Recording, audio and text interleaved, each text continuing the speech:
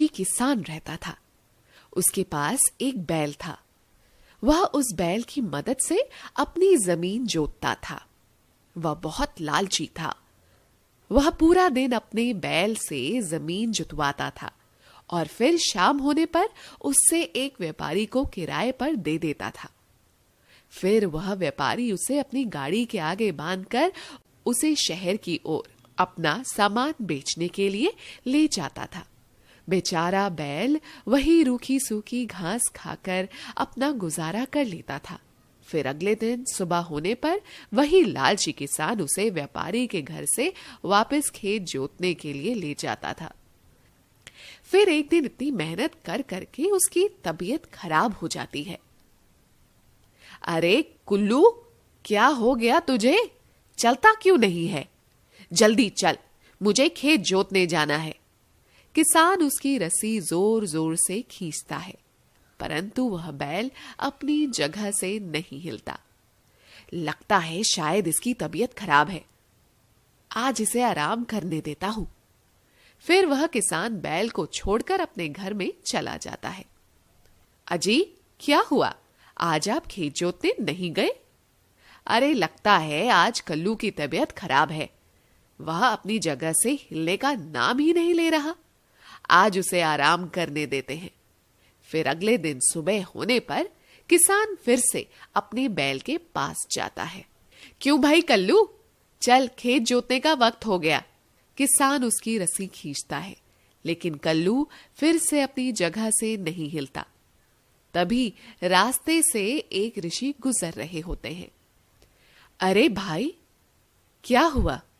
लगता है तुम्हारा बैल बहुत अड़ियल है, जो इतना खींचने के बाद भी अपनी जगह से हिलने तक को तैयार नहीं है।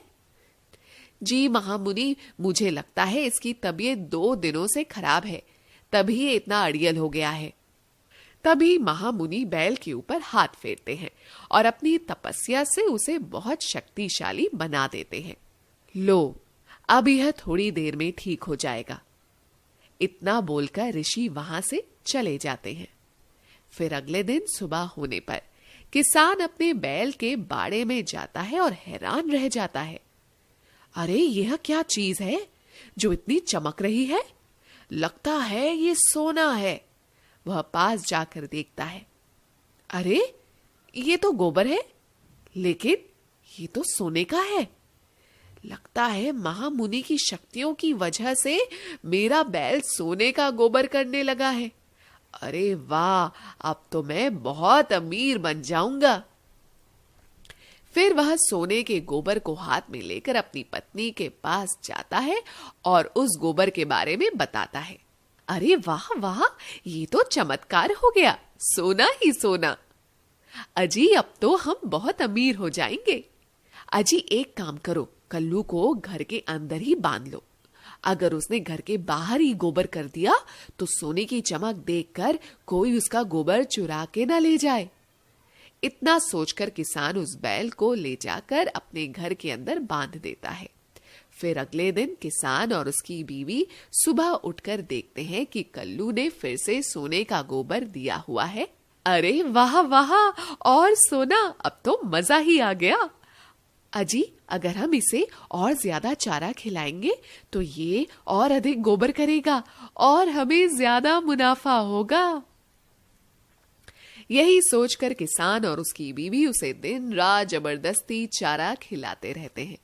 बेचारा बैल चारा खा खा कर बेहाल हो जाता है। ले भाई कल्लू, और खा। तू जितना खाएगा हमें उतना ज्यादा मुनाफा होगा। फिर अगले दिन कल्लू बहुत सारा सोने का गोबर करता है, जिसे देखकर किसान और उसकी पत्नी फूले नहीं समाते। अजी सुनो, हम इतने सारे गोबर का क्या करें? अगर हम इसे अपने घर रखेंगे तो कोई ना कोई चोर इसे चोरी कर लेगा। एक काम करते हैं, इस सोने को सेठ को बेचकर बदले में उससे जमीन मांग लेंगे। फिर वह उस गोबर को एक बोरे में डालकर सेठ को बेचने जाते हैं। अरे सेठ जी, हमारे पास 5 किलो सोना है, क्या आप खरीदना चाहोगे? इतना सारा सोना? तुम्हें इतना सारा सोना कहां से मिला? अजी आपको उससे क्या, हमारे हाथ एक खजाना लगा है, ये सारा सोना उसी खजाने का है। ठीक है, मैं तुमसे ये सारा खजाना खरीद लूंगा, लेकिन तुम्हें इसके बदले में क्या चाहिए? हमें धन नहीं चाहिए, आप हमें अपने एक खेत का हिस्सा दे दीजिए। ठीक है, मेरे पास बहुत सारे खेत हैं, मैं उनमें से तुम्हें एक दे देता हूं।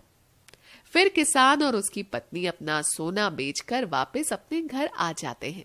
फिर एक दिन कल्लू का चारा खत्म हो जाता है।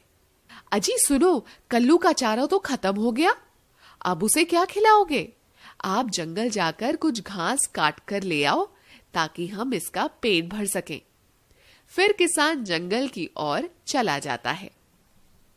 वह जंगल में घास काट रहा होता है, तभी बहुत तेज आंधी और बारिश होने लगती है।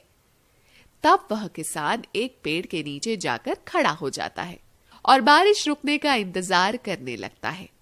और कुछ ही देर में अंधेरा हो जाता है। अरे ये क्या, ये तो अंधेरा हो गया। अब इतने अंधेरे में घर जाना खतरे से खाली नहीं होगा। एक काम करता हूं, आज की रात इस जंगल में ही बिता लेता हूं। कल सुबह होते ही कल्लू के लिए चारा लेकर घर की ओर चल दूंगा। वहीं दूसरी तरफ किसान की पत्नी अपने पति का इंतजार करती रहती है। अरे यार, ये तो रात हो गई और ये अब तक घर वापस लौट के नहीं आए। अब इस कल्लू को मैं क्या खिलाऊं? अगर इसे चारा नहीं खिलाया तो ये कल सुबह गोबर नहीं करेगा। अब मैं क्या करूं? कल्लू को बहुत ज्यादा चारा खाने की आदत पड़ चुकी थी। अब उसे खाने को कुछ नहीं मिलता तो वह जोर जोर से चिल्लाने लगता। कल्लू को बहुत जोरों से भूख लगती है और वह उस घर में जो भी वस्तु पड़ी होती है उसे खाने लगता है। हाय राम, ये क्या? अरे कल्लू, तू ये क्या कर रहा है? ये अगर ऐसे ही खाता रहा तो पूरे घर का सामान ही खा जाएगा। अब मैं क्या करूं?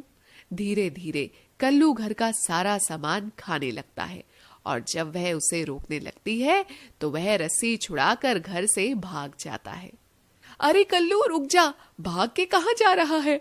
हे भगवान, कहीं ये जंगल में ना भाग जाए, कहीं हमारे हाथ लगा खजाना हमारे हाथ से ना चला जाए। वह कल्लू के पीछे भागती है। कल्लू भागता भागता एक गड्ढे में गिर जाता है। अरे ये क्या, ये तो गड्ढे में गिर गया। अरे मूर्ख कल्लू, तुझे कहा था ना कि मत भाग, गड्ढे में गिर गया ना। अब मैं क्या करूं? वह उसकी रस्सी पकड़कर उसे बाहर निकालने की बहुत कोशिश करती है, परंतु उसे बाहर नहीं खींच पाती। कल्लू बाहर निकलने की कोशिश कर करके अधमरा सा हो जाता है और बेहोश हो जाता है। अरे कल्लू, क्या हुआ तुझे? कहीं ये मर तो नहीं गया? लगता है इसकी हालत बिगड़ती जा रही है। मुझे नहीं लगता ये रात भर जिंदा रहेगा।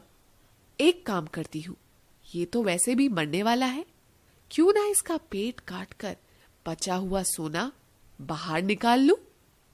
फिर यही सोचकर वह जंगल में कोई नुकीली वस्तु ढूंढने लगती है जिससे वह कल्लू का पेट काटकर सोना निकाल सके। तभी उसे एक नुकीली पेड़ की डंडी मिलती है। वह उसे लेकर कल्लू की ओर दौड़ती है और कल्लू पे जोर जोर से वार करती है और कल्लू के पेट से गोबर निकाल लेती है। कल्लू वहीं मर जाता है। अरे ये क्या है? ये तो मामूली गोबर है, ये सोना नहीं है। अरे ये मैंने क्या कर दिया? लालच के चक्कर में मेरे हाथ से मेरा बैल भी चला गया और सोना भी नहीं मिला। फिर वह दुखी मन से वापस अपने घर की ओर चल देती है। अगले दिन सुबह होने पर उसका पति चारा लेकर घर वापस लौटता है तो उसकी पत्नी उसे सारी बात बताती है। फिर उन दोनों को अपनी भूल का एहसास होता है। अरे ये क्या, ये सोने का महल तो गोबर में बदल गया। जरूर ही ये कोई जादुई सोना था। वह लालची किसान और उसकी बीवी मुझे मूर्ख बना के चले गए। अरे कपटी, तू मुझे ये जादुई सोना बेच कर गया था। ये कोई सोना नहीं है, ये तो अगले ही दिन गोबर में बदल गया। मुझे तेरा गोबर नहीं चाहिए। ये पकड़ अपना गोबर और मुझे मेरी सारी जमीन वापस कर। फिर वह किसान सेठ से माफी मांगता है और उसकी सारी जमीन को